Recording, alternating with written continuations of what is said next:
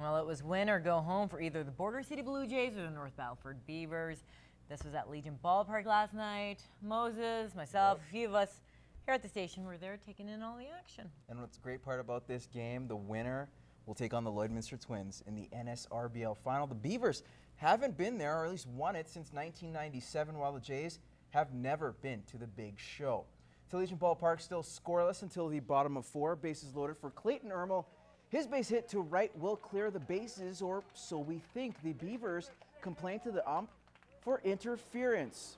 Now is at first base, Brian White, as you will look here on the replay, is the culprit. That only leads to just one run. The Jays do get some insurance in the next inning. Jason Fechter at the dish with runners in scoring position, cranks one to right for the ground rule double. All smiles for number 7, 3-0 Jays. Top of 6. It's now 4-0. Kyle Gregoire goes over the fence in right. The 2-run blast cuts the Jays' lead in half. Beavers making a pitching change in the 6th. Rory Gregoire in for Aaron Cadron. With 2 on and the infield in, Ruben Baker grounds one to Jared Inkster. He throws to home. Beavers think they have the guy out at home, but they don't apply the tag. Bruce Kochan is safe. Same inning. The Jays pull the double steal. Baker safe at second. The throw back to home. Myers remembers the tag, but isn't fast enough. Curry Carlson scores to make it 6-2. Then Fechter with a 2-run single to right. The Border City Blue Jays blow this one wide open. With 7 runs in the 6th, they go on to win by a score of 11-2. Fechter also pitching a complete game shutout, or pardon me, a complete game, giving up 2 runs on 5 hits, striking out 3 while going 3 for 4 at the plate, driving in 4 runs. The Border City Blue Jays will now face the Lloydminster Twins for the NSRBL crown. This will also be the first time in NSRBL history that the 2 Lloyd teams will face each other in a final. We head back to Legion Ballpark where Matt Schumont has post-game reactions. After allowing a run for the first time in the postseason 2 nights ago, the Border City Blue Jays regrouped as they dismantled the North Battleford Beavers 11-2 in Game 3, advancing to the franchise's first NSRBL final. It feels good. We came in first in the league, so by rights we should be there. We've played well this year, but you never know what happens. We could have easily had a rough series with Battleford. They're a good team, so we played well. It's always going to be fun to play the Twins, and I mean, it's going to be better to even beat them in the final just for the championship. So the Blue Jays defense has been something else throughout the season, allowing a league-low 36 runs during the regular season. They have followed that up with 9 runs allowed in the playoffs. The thing with this team is defensively, if we go out and minimize errors, usually our pitching is strong enough to carry us through a lot of things, and that's what happened tonight. It's also been a shot in the arm with the addition of cleanup hitter Jason Fechter, who has been tearing the cover off the ball all year and has backed that up with his spectacular plays on defense. Jay's been a big part of the club this year. He's a huge pickup for us. Juniors are a great bunch of guys. I mean, they're young. I mean, I'd rather have someone else playing that's younger and get them playing ball. And I mean, the guys have been great here for the Jays, of course. I mean, I've played with them before, so I mean, it's pretty smooth. The Jays will now look to become the first team in 4 years to claim the NSRBL title, splitting the season series with the Twins. The Border City squad is expecting to face their toughest challenge. The Twins are a good team, and we've always had pretty good games with them for the most part. In the last couple of years, we've split the games up pretty evenly.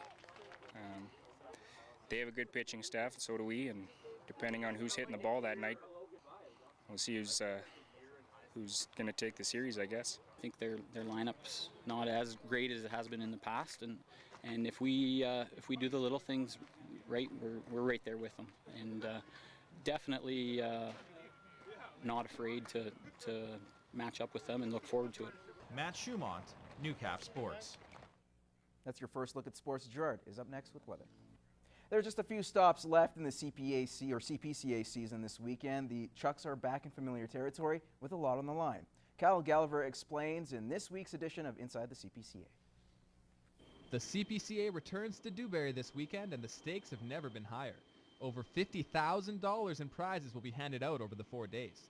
The event is sponsored by the Frog Lake First Nation and headlined by the Prairie Racing Series, which sees the top 9 drivers compete for the grand prize, a $20,000 championship trailer. It seems like there's them 9 guys that are always solid in there, and it seems, I don't know, it's been the same for the last few years, and that's the guys you go against, and it's tough. It's any one of them 9 guys can jump out and win that. There's always a hype on it, like that. There's so much money to be made here for everybody, and with the trailer being up and 50,000 last date, it's a huge boost for the association. It's the 5th straight year Don Lang Trailers will hand out some wheeled hardware to the winner. So to level out the playing field, some minor adjustments were made to the Dewberry track. They hauled some material on it this year. When we prepped the track, we left it a little bit heavier than it normally is, just give the guys on the outside a chance. It's tough. Like whoever gets the inside usually wins the race, but with little longer tracks like Dewberry's here, it makes better racing for the fans to watch.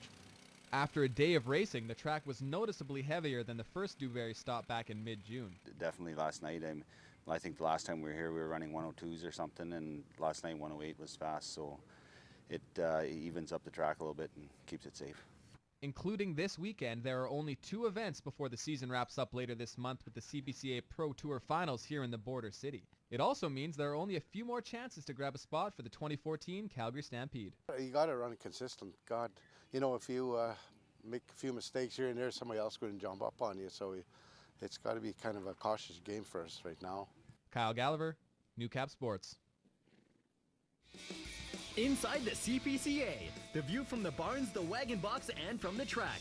Ignite your senses. As you heard in our last story, the CPCA is in Dewberry in conjunction with Frog Lake First Nation for the Don Lang Prairie Racing Series final. A $20,000 trailer and some big money was up for grabs for the top 9 drivers in the standings, and a solid start to night 1 could go a long way to Championship Sunday. Well, the fastest time of the night belonged to Wayne Knight and his Tom Truck outfit grabbing the rail from barrel 2.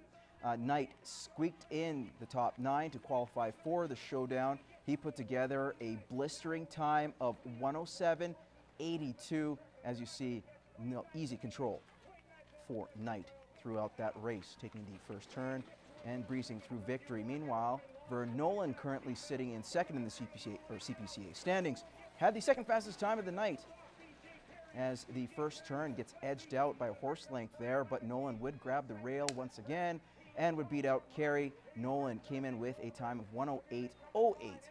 Meanwhile, Dave Galloway, driving Jamie Labacane's outfit, wins heat number 10 with the 3rd fastest time of the night with a run of 108.24. Chris Molly and Todd Baptiste round out the top 5. All right, to day 1 of the Under-16 Western Canadian Softball Championships, which got underway this morning with the Lloydminster Rebels in action. First, they face the Prince Albert Farm World Aces. The Rebels fall short in their opening game, 10-7. This afternoon, they took on the host team, the Smitty's Terminator 98s. We will have a score for you at 11 o'clock for that cast. Well, that's it for sports. We'll have more news and weather coming up.